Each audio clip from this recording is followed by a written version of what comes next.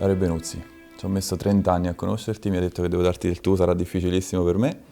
Per me rappresenti una passione che ho avuto dalla nascita e guardavo già le tue foto alla guida di questi prototipi quando ero bambino. Qualche anno fa ti ho rivisto l'ultima volta sull'F12 a Maranello e ogni volta è stato un'emozione indescrivibile. Ti ringrazio intanto che hai accettato Grazie a te, di fare questa intervista perché so che tu invece sono un po' negato su questo. raramente hai accettato di fare Sì. interviste, quindi per me è un onore. Io inizierei dall'inizio, da dove hai iniziato, dalla prima macchina, dal primo giorno di lavoro. Primo giorno di lavoro, vabbè, inizio a essere assunto in Ferrari con la domanda di fare il collaudatore. La Ferrari mi ha fatto fare, sono stato assunto, mi ha fatto fare un corso piloti che c'era ancora la pista a Modena, pensa a te. Il corso piloti l'abbiamo fatto con addirittura un 246, un Daytona, una macchina molto difficile attualmente da guidare.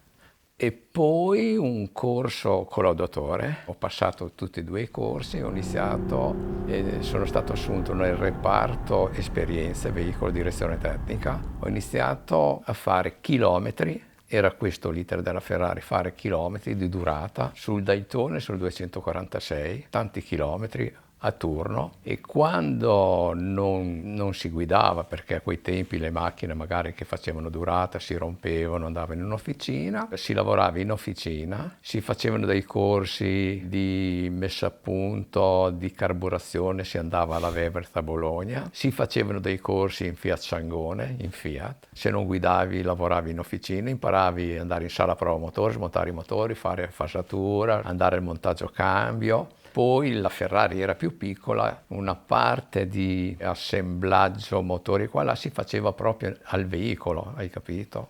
La Ferrari mi ha dato fiducia e mi ha assegnato, ho incominciato a fare un po' sviluppo, responsabile di sviluppo, e ho iniziato, diciamo, il responsabile di impostazione con l'ingegnere di macchina sul Testarossa e pian piano tutte le altre macchine. Poi dal Testarossa è arrivato la 308 Turbo e poi è arrivato il mitico F40, che non è arrivato all'F40, prima dell'F40 è arrivato alla GTO, macchina che ho seguito totalmente io, ho già iniziato a seguire totalmente io, le prestazioni, la guidabilità, la scelta del pneumatico, e dopo il GTO è arrivato il GTO Evoluzione, a quei tempi una bestia.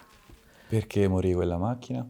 Per il regolamento del gruppo B? Per una scelta era nata magari con l'input di farla correre, non sto andando sul personale, sulle cose sentite per dire, che fu Enzo Ferrari di dire non facciamo questa macchina, facciamo una macchina stradale. Quindi la primissima macchina su cui hai lavorato come sviluppo fu la Testarossa? A quel tempo io avevo un responsabile, avevo un capo collaudatore, Chi che era? era una persona squisita, un legame incredibile, che si chiamava Giorgio Enrico, che lui veniva dalla Fiat. Se l'era portato il direttore del veicolo, che era un uomo Fiat, Cavalier Navone si chiamava. Giorgio Enrico faceva il collaudatore in Fiat. Questa persona non godeva di buona salute. Perciò a quel tempo la Ferrari ha dato fiducia a me, mi ha accollato un po' tutto sulle mie spalle, hai capito? Poi era una persona squisita, lui era responsabile, però se si andava fuori e lui non guidava mai, stava di fianco, hai capito? Tutta esperienza in più. E poi un rapporto fino alla fine, finché lui è andato in pensione, incredibile, anche quando ero in pensione me lo trovavi fuori dalla Ferrari per fare due chiacchiere, hai capito? Brava persona. Quando è successo che hai incontrato la prima volta Enzo Ferrari? La prima volta che ho visto Enzo Ferrari, lo vedevo perché tutte le volte che si passava dal reparto di produzione della macchina, si andava a mangiare di là dalla strada che c'era la mensa, dovevi attraversare la strada e lui aveva l'ufficio proprio lì sotto il ponte, non so se sei stato in Ferrari, con una vetrata grande e lo vedevi in ufficio, hai capito? Lo vedevi. E poi mi è capitato di vederlo, non di parlare con lui, quando lui veniva al veicolo, che nascevano, c'erano i prototipi così, lui veniva a vederli, parlava col direttore tecnico.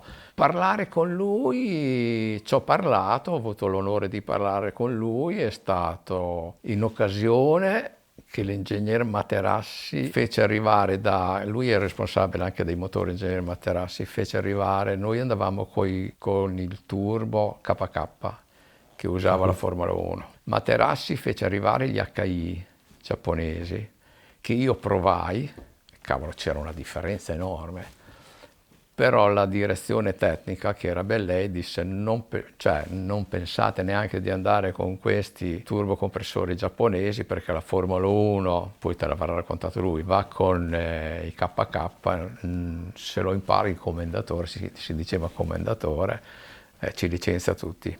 Allora Materassi mi coinvolse e disse, visto che io avevo la facoltà di dire che va meglio, perché Materassi non provava le macchine, chiediamo un incontro al commendatore e glielo spieghi.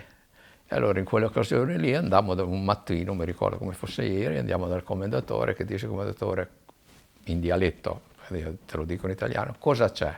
E gli spiegai questo, Materassi era presente e lui disse, fateli provare a quelli della KK, ditelo a mio figlio, non so se te l'ha raccontata così, io te la racconto come è vera.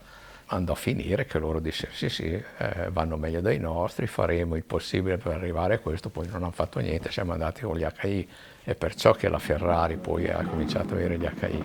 Poi ho parlato col commendatore in un'occasione, quando io provavo il Formula 1, la sera che ho sviluppato il cambio elettroattuato sulla Formula 1, con l'ingegnere De Silvestri, è stata un'avventura quella lì, che al pomeriggio il commendatore, tutti i pomeriggi aveva un ufficio in pista. Lui alla sera saliva sulla macchina e dall'ufficio, che erano 100 metri, si faceva portare dal suo autista ai boss, e venne il boss più di una volta e dire come andiamo qua e là, e così ci ho parlato con lui.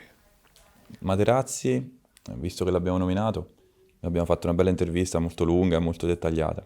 Com'era lavorare non solo con lui, ma con gli ingegneri come lui? Si lavorava bene con Materassi, aveva il suo carattere, però per me era facile, perché io provavo la macchina, dicevo le mie impressioni e lui cercava di accontentare quello che io chiedevo, hai capito? Anche con i suoi penso che non lavorava male, però alla fine, non so, per disguidi si è preso male, se n'è andato. E a lui questa qui, il dopo, gli è rimasta un po' su, mi dispiace, io posso solo parlarne bene di Materassi.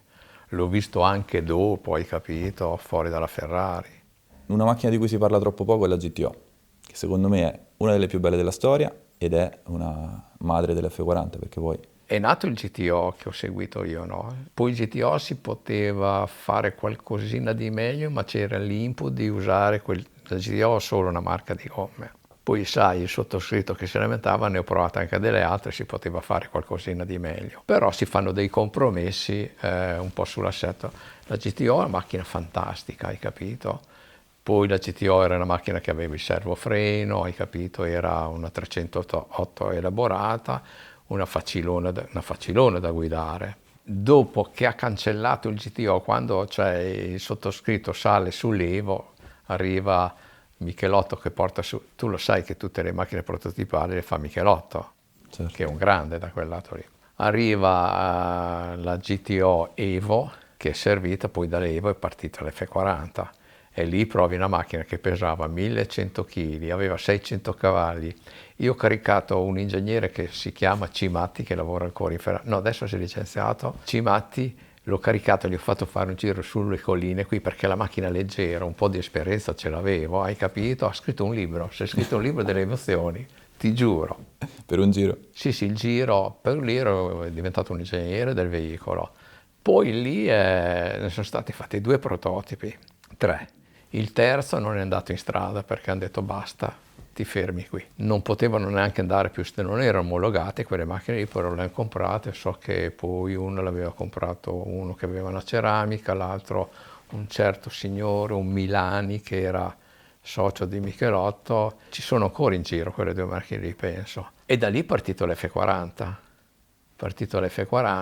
Perciò una macchina sportiva ma stradale, però non è stato facile. È stato difficilissimo. La prima cosa, la guidabilità motore, un dramma, sparava, non si guidava, 200 EPROM di sviluppo, veniva un certo Matteucci della Weber tutti i giorni in Ferrari, veniva fuori con me, non mandava mai bene niente, lui una persona squisita, sopportava, faceva le correzioni col computer, esisteva già il computer, prendeva giù i numeri, andava in Weber, faceva l'EPRO, il giorno dopo me la mandava o me la portava, la riportava e la macchina, siamo arrivati a 200.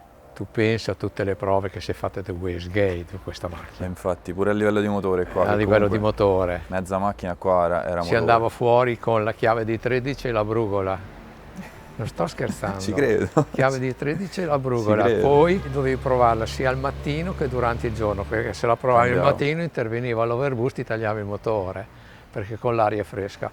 Ma ci sarebbe da scrivere un libro su sta macchina. Quando vuoi scriverlo? No, veramente, ci sarebbe da scrivere un libro. Quando vuoi scriverlo, mi chiami. Un'enormità di prova, rilassi, scarbata, violenta, spara e qua e là, guidabilità, che poi alla fine come guidabilità motore è diventata eccezionale la macchina, una guidabilità eccezionale, il minimo giù, lì era la prima iniezione Weber Marelli, tu sai, F40. Poi l'altra cosa è lo sviluppo del pneumatico, è stato un'apocalisse, hai capito? La macchina aveva dei grossi problemi, soprattutto in strada, sotto sovrasterzo quando davi potenza, la gomma non c'era e perciò il P0 lì, la Pirelli ha fatto dei miracoli, veramente. L'F40 per me era una macchina a quei tempi, io l'ho deliberata, sono successi degli incidenti mortali dell'F40, ma non mi sono mai sentito in colpa di dire ho deliberato, perché la macchina l'ho deliberata io, ho deliberato una macchina pericolosa. A quei tempi c'erano delle macchine molto più pericolose dell'F40. Se tu acceleri in curva, che una macchina pesava 1300 kg, che ha 500 cavalli, a quei tempi non la controlli, poi magari ti giravi, hai capito? O la macchina andava forte, andava veramente forte, poi se arrivi in una curva lungo qua e là, non l'ho mai giudicata una macchina pericolosa. Io l'ho provata qualche settimana fa, se è in ordine non ha un comportamento da matta, ha un comportamento che ti dà corda fino a un certo punto, poi è chiaro, 500 cavalli, pesa poco, trazione posteriore, leggera, senza nessun aiuto. Ma sai quante specifiche di gomme ho usato, abbiamo provato? Che è nato il P0, è nato con l'F40 addirittura. Sai quante specifiche di mescole di gomma ho provato io con l'F40? Se te le dico non ci credi, hai capito? Quante? Un'infinità di gomme.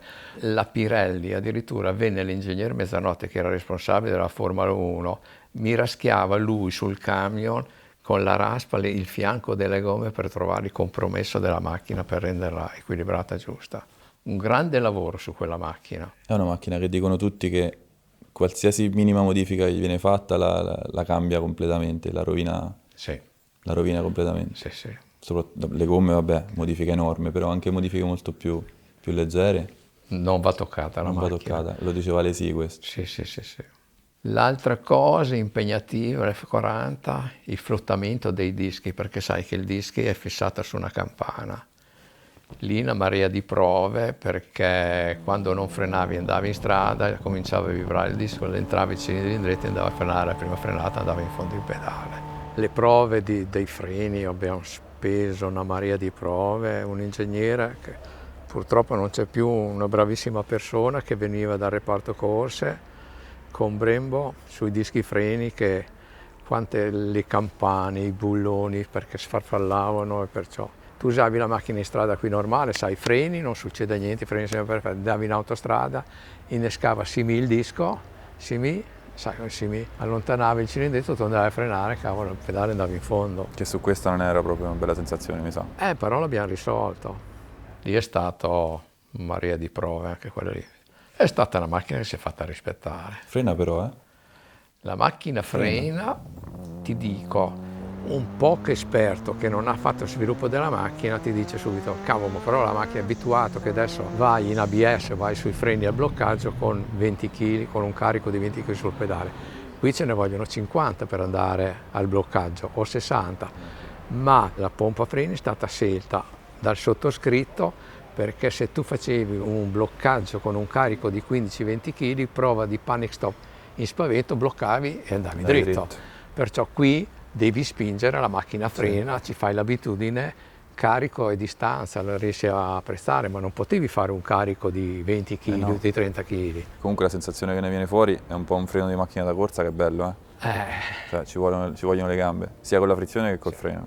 L'impianto frenante dell'F40 in fondo Fiorano, Formula 1 io staccavo 300, 301 nel stesso punto. L'F40, il Le Mans che ha più o meno lo stesso impianto dell'F40 normale, un pochino più potenziato, stacca 270. Cioè Fiorano, l'F40 Le Mans staccavo 270. Anche lì la Pirelli sul Le Mans ha fatto un grosso lavoro, tu pensa che io a quei tempi, con la pista più corta, non quella di adesso, con Le Mans giravo in 1,18. Adesso le macchine, quelle supercar, arrivano, non è che siano molto distanti, parliamo di quanti anni fa? 32, 31, parecchi. Sì. Comunque fa effetto ancora oggi.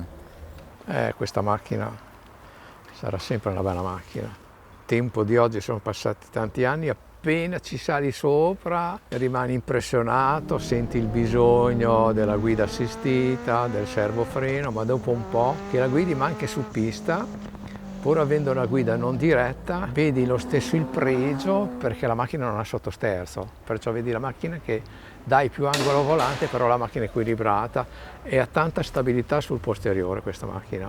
Indubbiamente se sei in curva apri tutto l'acceleratore, bassa velocità, la stabilità posteriore è quella che è, però come ti dicevo è una macchina che va rispettata. Come è giusto che sia.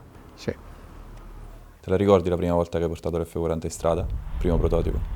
Mi ricordo, guarda, allora, se tu parlassi, se tu intervistassi il ragazzo che veniva con me di fianco, che non era un ingegnere, addirittura era un ex poliziotto che si chiama Pico Luca, che aveva il sogno della Ferrari, è riuscito a farsi assumere ed è venuto in Ferrari, perciò era la persona che tuttora è innamorato della Ferrari. Si è licenziato, la Ferrari abbiamo fatto di tutto per tenerlo, ha voluto tornare su in Friuli. Tu pensa che questo signore che ha iniziato a lavorare con me, lui tutti i giorni si è scritto dal mattino quando arrivava tutto quello che facevamo in giornata. In privato, se vuoi, ti do che ce n'ho qualcuno, te li faccio leggere, non ci credi. Mi ricordo, è scritto qui perché ne ho stampate. Leggi questo qui il primo giorno, perché lui ha scritto tutto. Ok. Salve Dario, come d'accordi ti invio alcuni spunti per il tuo incontro giornalistico. Ad esempio, a pagina 7, tratto dal mio diario giornaliero personale che ho tenuto fino al 90, trovi richiamato il giorno in cui siamo, tu ed io, usciti in prova con la GTO Evoluzione. Era il 6/3/87, era la Proto 2, uscimmo in prova con il casco poiché il roll bar era troppo vicino alla testa. Si ricorda anche la marca del tuo casco e il colore. Non lo posso leggere, ma se lo ricordo. Il suo era color rosso metallizzato. Ricordo che quando arrivammo in portineria il guardiano ci disse: indovi col casco. Questo lo devi leggere tu. Andevo con quel casco. E poi si ricorda, Dario, andammo verso Vignola, lo stradello di San Vito che è questo, arrivammo fino a Piumazzo. Ci fermarono i carabinieri che non ebbero neppure il coraggio di chiederci i documenti. Uno era giovanissimo, quasi spaurito, l'altro era un grosso ed alto. Ti chiese che macchina fosse quella, è un prototipo, senza aggiungere altro. Una volta tornati a Maranello, questo non lo dico perché che io andai a lamentarmi delle gomme, che c'è la marca, però così. Ma questo qui, tutti gli anni che è stato, era la mia persona, che quando arrivavo gli davo la scheda di collaudo, lui andava a parlare con gli ingegneri, se ne andavo io e mi davano la mia assistente. Lui ha scritto tutto quello che tutti i giorni lì c'è una poesia, ma sembra di tornare a quel mondo. Assurdo. E c'era anche con l'F40 quindi? Sì, è stato con l'F40. E che avete fatto per la prima prova? All'F40 la prima prova Michelotto la scaricò in pista perché tutti gli 8 prototipi li ha fatti Michelotto e la prima macchina che Michelotto portò la scaricarono col carrello in pista e la provai in pista. E com'era? La macchina dava emozioni, hai capito, però la macchina aveva i freni, l'assetto, la macchina era impegnativa, poi da lì è iniziato il lavoro. Michelotto ne ha fatte 8, poi da quella lì ha portato la 2, la 3, la 4, la 5 e la 6. Ma sai come lavorava Michelotto? Quelle macchine gli sono state vendute, sono state prototipi. ripristinate e vendute, sono state marciate in strada. Lui ti portava la macchina che era quasi da delibera, eh? Che poi ti ricordi il modellino che faceva la Burago? Sì, Lo fecero sul prototipo. sì, Infatti sono tutte sbagliate, sono tutte sì, con, sì, con le sì. feritoie. Sì, sì, sì. Non aveva la feritoia centrale sul vano Sì, motore sì. e ce n'aveva E in più una le in più riferitorie dietro, nel tre quarti sull'aletto. posteriore, ne ha 5, invece Invece che adesso qua. sono 4. Tu pensi che con l'F40 e l'F50 facevamo le prestazioni velocità massima sulla gravellona, o altrimenti anche per sull'F40 le temperature degli scarichi delle turbine sulla Porto Garibaldi. Mi è capitato di andare l'anno scorso fino a Porto Garibaldi con mia moglie, ma come facevo io a fare le prestazioni su questa strada da semi? Però se usi la testa nelle cose, cioè devi essere un professionista, riuscire a capire di fare quello che si può fare anche su strada, hai capito? Usare la testa, non rischiare. E in effetti mi è sempre andata bene, perché poi non ho mai fatto un incidente in 48 anni. Ho avuto un unico incidente al Mugello, ma non con una macchina o una Ferrari, per un guasto meccanico. Hai parlato di velocità massima, mi sono dimenticato una cosa, le prove di velocità massima a Nardò con l'Aleman. Allora, la velocità massima a Nardò, a parte che a Nardò con l'F40 ci siamo andati centinaia di volte, hai capito? La velocità massima a Nardò, allora, la macchina Le Mans era nata per andare a Le Mans e sulla carta doveva fare i 400 all'ora, sulla carta. La seguiva Michelotto quella macchina lì. L'LM, cioè i primi collaudi, sono stati fatti al Mugello, che la pista per norme di sicurezza era quella che era, però pista favolosa. Addirittura non c'erano neanche i boss, c'erano i boss delle motociclette. Che poi alla fine del rettilineo non c'era la via di fuga che c'è No, adesso. c'era una barriera di terriccio, hai A quanto ci capito? arrivavi lì sotto? Ah, con l'LM ci si arrivava a 340, 350, benissimo. Una bella esperienza con l'LM, ma anche i collaudi fatti a Imola. Imola grande pista, è la più bella. Imola è la più bella. Mi ricordo che per vedere la velocità, il carico dinamico e se era davanti, prima dei boss c'era una SICAM e me l'avevano tolti, perciò io venivo giù dritto e facevo il tamburello in pieno. Tamburello vero? Sì, vero, non c'era la SICAM dopo il tamburello. Andammo a Nardò con Michelotto, Dindo, che c'è ancora da Michelotto, l'ingegnere di macchina. C'era l'equipe, lavoravo tanto anche con loro, con la Ferrari, c'era anche instaurato un rapporto, hai capito? Andammo a Nardò per fare la velocità massima. Partiamo per fare i primi giri di velocità massima e nel tratto ondulato di Nardò. La pista di Nardò è nata, io sono stato uno dei primi a rinnovarla, hai capito, che era della Fiat. Siamo andati giù col GTO le prime volte. La conoscevo bene la pista e c'è un tratto ondulato che c'è tuttora perché non hanno i soldi di aspettarlo, sarà anche peggiorato. La macchina con gli slick è rigida com'era, a 360 all'ora, 350-60 all'ora, la macchina passava da destra e a sinistra, wow, wow. Hai capito? Mi fermo, dico non sta giù la macchina, perciò tiri sul piede prima, se si mette di traverso ti fai del male. Cioè a quella velocità non ti fai del male, non torni a casa, hai capito? E dicono vabbè ti cambiamo le molle davanti e dietro, la macchina sta più bassa e così, cambiano le molle, niente da fare, ricambiano di nuovo le molle Dindo a tastardo e alla fine, cioè io non riuscivo a fare più dei 350-300, non mi sentivo la macchina sicura, perché poi Nardò è un anello che tu ci hai girato, ma se giri sulla zero, no, fai il giro, se vai a 200 all'ora sembra essere in rettifilo. Quando cominci ad andare a 360-370 all'ora ti viene ad andare sul freno, perché sembra che finisca lì la pista. E poi quando prendi il tratto in discesa, a quel punto lì si sono decisi di dare carico aerodinamico sia davanti che dietro e la macchina è stata giù.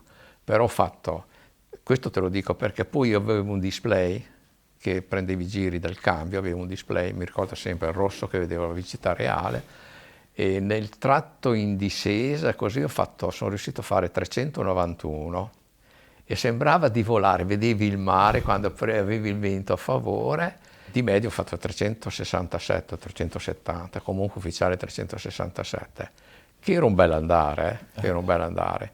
ma per un giorno ho provato sempre che la macchina non stava stabile. Ti dico che dopo poi hanno fatto mandare giù le bandelle, che poi è venuto giù quel ragazzo lì che le ha portate, i baffetti davanti, e ti dico che la notte ci pensavo, domani devo riprovare, te lo giuro. Ci credo. E siamo riusciti a fare quella velocità, siamo venuti a casa con la coda in mezzo alle gambe, cioè, perciò la macchina non è andata a rimanere. È stata così, eh. Quanti cavalli aveva l'Aleman? Le Mans aveva 670, 700, poi dopo siamo arrivati a 730, ma che contava era l'aerodinamica, hai capito? E ok, l'F40, penso che potremmo parlarne per ore. Dopo l'F40 è venuta una che è stata discussa tantissimo perché all'epoca non era bella come l'F40, non era brutale come l'F40, però era una macchina unica, che è rimasta unica secondo me, che fu l'F50 Ah, cavolo, nel 95. cavolo. Anche quella lì totalmente il sottoscritto, perché Giorgio Enrico, non ti so dire cosa aveva di malattia, mi è dispiaciuto da morire, una persona squisita, anche un rapporto di amicizie. Quanta macchina.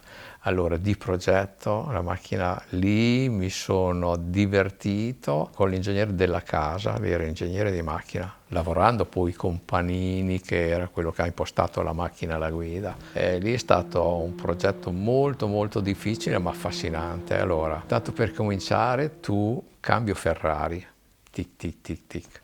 Provo la macchina, il cambio era alla rovescia, non mi piaceva perché erano le macchine invertite. Dico no, ma quando scalo io devo spingere in avanti.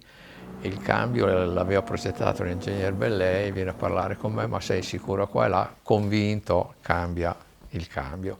Push roder davanti, il rapporto, e io della casa fa cambiare i puntoni sopra e la macchina dopo stava giù. Motore come tipo Formula 1, fissato al parafiamme dietro, facevo un casino dentro, incredibile, provato a insonorizzare, niente da fare, sospensioni posteriori eccellenti. E poi su quella macchina lì un sistema di controllo a sospensioni invertito, che la Blisten lavorò tanto su quella macchina lì, le abbiamo fatte io della casa, invertite, quando tu giri a sinistra ammorbidisco l'anteriore sinistra, lo freno in estensione e carico il posteriore, è incrociato le sospensioni di quella macchina, nessuno lo sa, se lo vedi su un disegno è una figata, veramente.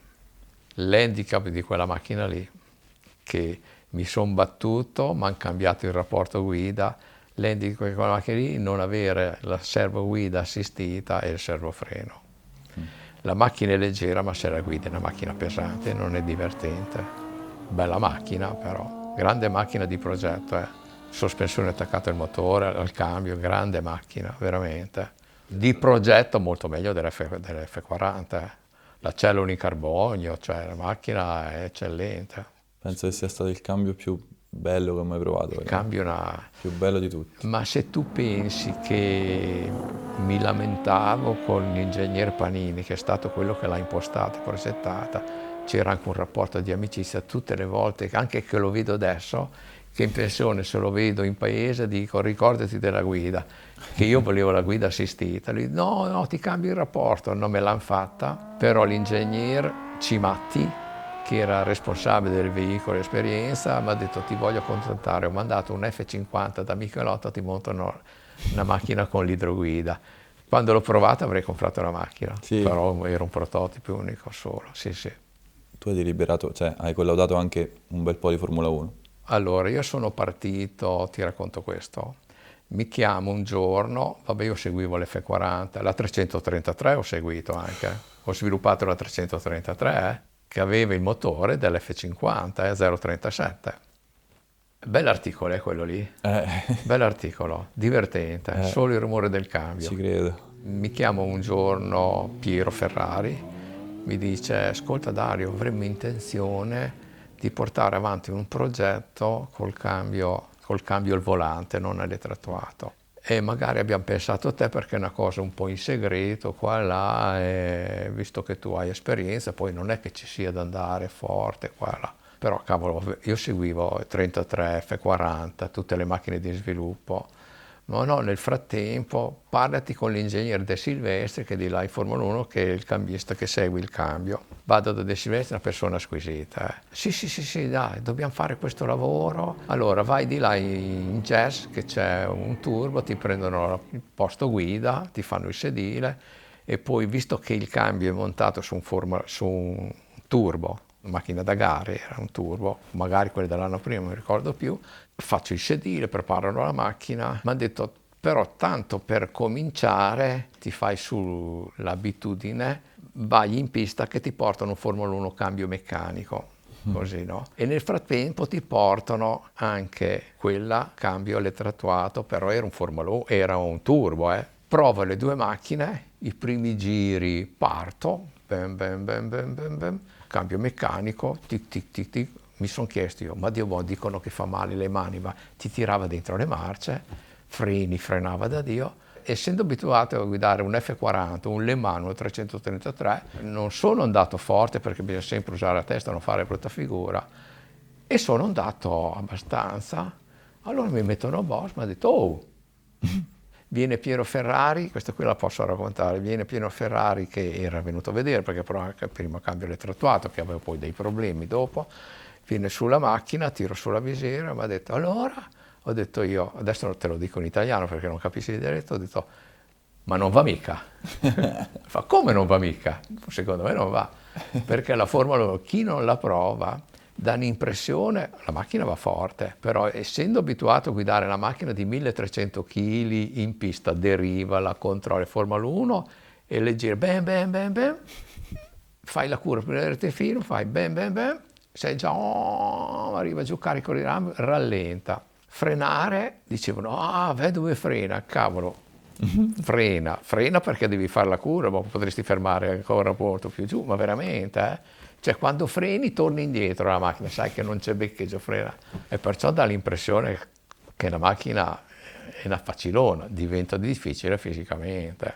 Col cambio elettroattuato che se lo chiede mia moglie che voleva andare all'ospedale, perché il male dei nervi delle spalle, forza di girare tutti. I piloti facevano 10 giri, poi collodavano, si fermavano. Col cambio elettroattuato ti diceva ti facciamo il pieno, gira finché te la senti, giravi, arrivavi al punto che il casco non stava più dentro la macchina, hai capito, la testa. Non mi ha dato delle grande soddisfazione provarla, dire ho provato a Formula 1, ma Meglio le molto meglio guidare un F40 alle mani in pista che un Formula 1. E la 333? Una bella macchina, niente di entusiasmante però, veramente. Era guida destra, cambio era ottimo, bella da guidare ma non divertente come un F40.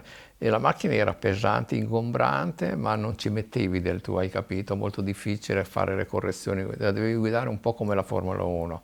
Non mi ha dato, però bella macchina, sì, Già solo per il rumore. sì. Il rumore del cambio che fischia è fantastico. E dopo l'F50, qualche anno dopo, 95, 2003, 2002, 2003, è arrivata l'era moderna. Lenzo. Tutto da capo. È stato un grande passo avanti quello lì. Idroguida, freni, traction, sistemi di... ma soprattutto la Enzo, grande macchina, soprattutto l'FX6. L'FX6 per me è stata eccezionale, macchina anche totalmente, l'FX6, fantastica. È successo che erano passati 10 anni, il lavoro che si doveva fare, il responsabile di delibera, e nasce la Ferrari FX6, cioè l'Evo Ferrari, quella riservata a pochi, hai capito, quella super sportiva. La macchina la portano al Mugello, Michelotto usava un collaudatore bravo, però lui faceva quello che gli è andato da sviluppare. Allora Felisa, che io dovevo deliberare, cioè il compito alla fine dovevo provare la macchina ogni tanto e poi fare la delibera, aspetta alla delibera al sottoscritto. Fino a 2 o 3 anni fa le delibere le facevo, cioè ero responsabile io di delibera fino a poco, finché non sono stato a casa. Vado al Mugello, mi prendo come un ingegnere sofferista e ci vado con la Ferrari normale che usavo sempre, hai capito, la macchina di sviluppo. Vado al Mugello a provare la macchina, provo la macchina, faccio 3 giri, ma non perché ero bravo, e dico, ma scusate, c'è i rapporti, una macchina che la macchina da corsa qua e là, ma va meno forte dell'FX6, della Enso. E a quel punto lì è poi nato un discorso che nel tornare sono andato dal cambista, gli ho detto, ma cioè, per accorciare i rapporti, ha detto, ma sai cosa vuol dire accorciare i rapporti della macchina? Non era possibile perché devi fare durata, costi soldi, chiedi alla ZF di fare una coppia conica diversa qua e là. Ci abbiamo guardato insieme, io e il cambista, che è uno molto bravo, abbiamo trovato un compromesso che si poteva fare togliendo, però Felice, il direttore tecnico, quando l'ha imparato, ha fatto delle urla, cazzo, la macchina da provare prima, non ve ne siete accorti. Viene al mattino alla macchina del caffè, perché lui molto spesso, io avevo un rapporto così col direttore tecnico, con Felisa, o anche con Marchiona, hai capito? Veniva su in ufficio, diceva, lui arrivava sempre alle 8, anche prima, diceva, venga giù a pagare il caffè, e si andava a prendere il caffè in officina. E lì mi dica che cazzo, perché poi in riunione l'hanno detto che io avevo provato la macchina, ma io non sono andato da lui a dirglielo. Ma che cazzo è questo discorso della Ferrari, che i rapporti, cos'è che il cambio non va bene, la macchina non si mette la quinta, cos'è che lei ha detto? Ho detto questo qui è la verità. Ma adesso? Ma come si fa che la macchina deve andare in produzione? Dico, la vendete così, cavolo, ne siamo accorti prima. E cioè, vabbè, è andato via incazzato. Dopo ho detto, beh, adesso vado a parlare io con quelli lì, li lascio. Quando è tornato l'ingegnere di macchina della riunione, fa, Dario, cambiamo il cambio. È così. E la Enza su strada com'era? Rispetto all'F50? C'è un altro mondo, ma per quei due aspetti che ti dico, servofreno e idroguida. Cioè io l'ho vissuto con la Formula 1, passando dalla guida normale Formula 1 che dovevi tenerla e cambiare, e quando siamo passati all'idroguida della Formula 1, cazzo, lenti, è sparito il sottosterzo, o aumentavi il sottosterzo, hai capito? Anche col cambio elettroattuato, se tu provi una macchina cambio meccanico, dico la Formula 1, no? Ti trovi in una curva impegnativa che la macchina tende ad avere un po' di sottosterzo, ti viene da fare tic col dito, nel rientrare così va via il sottosterzo, cioè la guidabilità della macchina migliora tantissimo. Per quello che ho insistito col cambio elettroattuato. La Enso rispetto all'F50, servo assistita, la guida, servofreno, cioè l'impostazione guida, un altro mondo. Però di progetto, di impostazione di progetto, secondo me l'F50 rimane una delle macchine più belle di impostazioni. Lì hanno speso dei soldi, C'è la sospensione, era un Formula 1, caranato, Di tutte le Ferrari che hai sviluppato, qual è quella o anche le prime tre, che ti sono rimaste più nel cuore? Le prime tre che mi sono rimaste nel cuore, indubbiamente l'F40, con tutto l'insieme e con tutto quello che ci ha girato intorno a sviluppare la macchina. Erano più entusiasti gli ingegneri, chi lavorava sulla macchina, non gli elettricisti, quelli che facevano la carburazione, della Westgate, smontavano tutto l'insieme coinvolto al 100% in sta macchina, hai capito? Perché ho sempre detto io che il mio lavoro, facendolo, me lo diceva la Ferrari, che lo facevo discretamente, non voglio dire di essere un fenomeno, però alla fine la soddisfazione più grande era quello di vedere la soddisfazione di tutta l'equipe che lavorava intorno alla macchina. E il segreto era questo, l'importante è dare le indicazioni giuste, perché poi se sono stato lì tanti anni, perché non era permesso sbagliare. Se tu sbagliavi non ci stavi lì, perché voleva dire sbagliare, fare spendere dei soldi all'azienda, hai capito? Le cose che non andavano bene le condividevi con gli ingegneri qua e là e si miglioravano o si cambiava, però dovevi sempre coinvolgere tutti. L'altra cosa, quando poi io dicevo sempre il mio lavoro forse è più bello perché io ti dico che non va bene, ma tu me lo devi risolvere. Io vado a casa che dormo tranquillo e sei tu che io domani voglio il miglioramento, perciò hai capito? Se lo fai bene, se sei sereno di dare l'indicazione giusta, è bellissimo, perché cavolo, io provo la macchina, rientro, faccio una scheda, tu adesso sono cavoli tuoi, non sono miei. E lo facevo sempre presente, bello. Non sei un fenomeno, però se sei sicuro di quello che fai, dai l'indicazione giusta e ne sei convinto, è il lavoro più bello del mondo. Poi l'F40 penso che oltre al fatto che era un progetto importantissimo in un'epoca, la gente ci teneva forse anche di più. E poi era bella, c'era una macchina praticamente da corsa, Sì. stradalizzata ed era bella. Aveva la faccia di un prototipo, però era anche, in qualche modo era anche elegante. Come quella lì l'ho usata 3 mesi fa, penso, hai capito? Secondo me è ancora là in magazzino da noi, perché Piero Ferrari diceva: se mi porti sulla macchina, perché le tiene a Modena, se mi ci fai 2 giri che magari domenica la voglio usare, poi non la usava, la tenevo io e la usavo ogni tanto, facevamo fare dei lavori, perciò l'ho fatta provare anche quel ragazzo che ha preso il mio posto, che lui ha seguito lo sviluppo ultimamente, e quando l'ha provato ho detto: cavolo, va più forte. Non è vero, è il rumore tutto un insieme. La sensazione Però che se ti la dà. provi sulla Basanese tieni giù il piede, con l'F40 tiri su, con la Ferrari tieni giù, pur che va più forte, hai capito? Perché il rumore, la stabilità, la macchina leggera la devi capire, ti dà ancora delle emozioni da macchina che ha 500 cavalli. E sembra che ce ne abbia 1000 quando apre però, Esatto.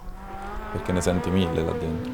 E poi leggera, vai via di traverso. Mi ricordo, ho fatto dei filmati, mi ricordo con i piloti che magari facevano, venivano coinvolti, facevano dei filmati, non so, Alboreto, Mansell, chiedono anche a mia moglie. Mansell ci ha provato lui, eravamo in due, io di fianco, lui doveva provare la macchina al Motor Show, non riusciva ad andare di traverso, è salito di fianco, ho guidato io, hai capito? E così lui: ma come fai, ma come fai? Uguale Alboreto, su 4 ruote, sono dei filmati, guido io, non è lui. Lui fa la presentazione, grande amico anche Alboreto. Ho imparato a guidare di traverso, anche abbiamo fatto delle prove a 270 all'ora, a mettere la macchina di traverso e infilarti dentro l'altra curva, tutto di traverso, con le mani, veramente, così, partita, via così. Però sai perché? Perché ho fatto il corso pilota col Daytona, perché l'istruttore voleva che tu mettessi la macchina di traverso e la dovevi controllare, cioè era difficilissimo, hai capito? Eravamo in 20 a fare il corso per diventare collaudatore, per andare a fare i collaboratori a Ferrari, siamo passati in 2, io e un altro, gli altri tutti a casa. Quindi una delle tre è l'F40. Poi? Non comprerei mai una Ferrari perché non saprei cosa, non sono uno, mi piace la macchina, me la lavo io, anche le macchine, io non ho mai, l'unica macchina che ho comprato adesso è una Giulia che ho riscattato perché sono stato a casa, del resto non so dire il tempo che ho comprato le macchine, però mi piace lavarmela, pulire, tenerla in ordine la macchina, in ordine, perciò non è una macchina che direi della Ferrari di comprarmi, però se ti puntano una pistola, che non è vero, ti dicono devi comprarti una Ferrari, adesso comprerei la pista. La pista. Sì. Sarei indeciso tra la pista e la Ferrari, perché la Ferrari da guidare è una macchina come postazione di guida, la pedaliera. Cioè lì ho insistito, il posto di guida, il volante, vuoi andare a 250 all'ora, che non vado, cioè puoi parlare dentro, se passi 6.000 giri sembra di avere un Formula 1 dietro, cerca di provare quella macchina lì, ma veramente sarei indeciso tra la pista e la Ferrari. Le altre, se me lo chiedevi il tempo del 430, avrei detto che il passaggio grande dalla 360 è stata una 430, 430 grande macchina. A livello lavorativo invece, come esperienza tua di lavoro, dopo l'F40, quali sono state le altre due che ti è piaciuto di più sviluppare? L'F40 abbiamo capito che è la tua preferita. A quei tempi sì. Ok. Quella che mi è piaciuto di più di sviluppare è quella che forse la TDF come prestazioni abbiamo fatto un grosso passo in avanti con il cambio, col software del cambio, hai capito? Con lo sterzo dietro, è stata una macchina impegnativa, fare un compromesso, hai capito? Sai che ha lo sterzo, le 4 ruote sterzanti, Sì. c'è lo sterzo anche dietro. Le gomme, che è stato difficile perché il fornitore, visto che le macchine se ne facevano poche, non era tanto disponibile Fare una a gomma lavorare apposta. sulle gomme, perché non è facile, non è perché un conto dire, sapere quando è un conto criticare, dire, sapere quando è ora di fermarti, hai capito? La TDF, Anche la GTO, la 599 GTO, la gran macchina. Però chi fa questo lavoro, parti sull'altro progetto, ti dimentichi Quello dell'altra, hai capito? Sono sempre le ultime perché cerchi sempre di migliorare. Quando abbiamo smesso la 430, chi avrebbe detto che non volevamo fare meglio, dicevo non vogliamo fare meglio della 488, cavolo, è venuta meglio la 488. Già la 458 era meglio. Sì, Tanto meglio della 430. no, dico la 458, sì, sì. Poi il passaggio al doppia frizione. Che 458. tutti erano scettici, io per primo. E io non lo capisco sinceramente. Io per primo, Io per primo ero scettico, perché il cambio con il sistema Weber Marelli, con l'attuatore così, il cambio era più leggero, la macchina, non è che non fossi d'accordo, tu ti dai una cosa da provare, tu devi dire se va bene, se va male, qua e là. Però alla fine ti dico che il cambio, come è cambiato, è venuto meglio. Poi se mi dici che peso il cambio, l'hai visto il cambio? Doppia frizione adesso, è una bella sberla. Però io non ho mai capito una cosa. Ci sono dei nostalgici dell'elettroattuato a frizione singola, no? Perché c'era quella botta? Io questa cosa non la capisco. No, io sono sempre stato contrario alla botta, Oh, perché ti dà sensazione di senso ha? ritardo. Sai che è stata Esatto. una lotta, È Ma stata una infatti io lotta. non capisco. Molti vorrebbero quel calcio nella schiena, ma secondo me non ha senso. Ma Se era io- ritardo, se dovevi io ritardare rinuncio- la cambiata. Se rinuncio al piacere del cambio manuale, deve essere perché deve essere molto più veloce di me, la macchina. Allora, col doppia frizione non perdi tempo e ci sta. Col frizione singola comunque un po' di ritardo ce l'avevi e non dipendeva da te. E questa è una cosa che mi dava un fastidio. No, i tempi si sono dimezzati, Appunto, dalle 458 in poi ha proprio senso, cioè ormai non avrebbe più senso averle col manuale perché sono talmente veloci in tutto che dove lo trovi il tempo di staccare la mano lì? Non lo trovi più. Però quando facevano i primi F1, che comunque c'era sto ritardo così, mi dava un fastidio perché non Beh, dipendeva da te. all'inizio il ritardo c'era, abbiamo iniziato con la 355, poi la 360, non avevo granché neanche la 360, però dalla 355 alla 360 è Certo, qualcosa di meglio, poi la 430 abbiamo fatto, lì c'è stato un salto importante, È cambiata tanto. è cambiata tanto, Secondo me anche più bella. 458 è stata una delle più belle delle moderne. sì, Bellissimo. sì. E anche la 355 era bellissima. C'aveva un rumore quella macchina assurdo. Tu pensa che la 355, che la precedente aveva dei problemi di sterzo, di direzionalità e che quando abbiamo introdotto l'idroguida è nata la 355, ha fatto un salto così. Che è stata pure la prima berlinetta moderna ad avere una gomma molto più bassa, giusto? Sì, È stata l'introduzione quella bella grossa. spostate la batteria da dietro davanti rispetto alla 348, belle macchine. Adesso ho una Giulia, bella macchina. Che Giulia? Ho un 2002 turbo, 4 ruote motrici, La Q4. una Q4. Quadrifoglio l'hai provata? Sì. Se spegne la telecamera te lo dico. Ma che altro avevamo detto prima? C'era qualche altra cosa che stavamo dicendo a tavola? Troppe cose. Devo tornare con un registratore, che torniamo a mangiare qui e parliamo solo a tavola. È stato un piacere. Tutto mio, è stato un onore. Vengono poi in mente tante cose, ma Il tempo è quello che è. Io ti torno a trovare se vuoi.